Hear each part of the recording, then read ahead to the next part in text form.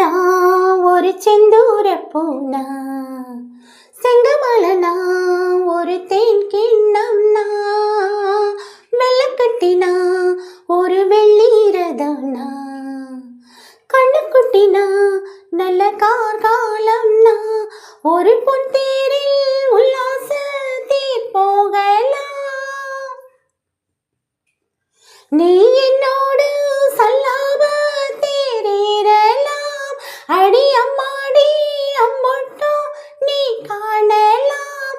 இது பூச்சோடும் பொன் மாலைதான், என் செல்லக்குட்டி ஆசை அதிகம் வச்சி மனச அடைச்சி வைக்கலாமா ஏ மாமா.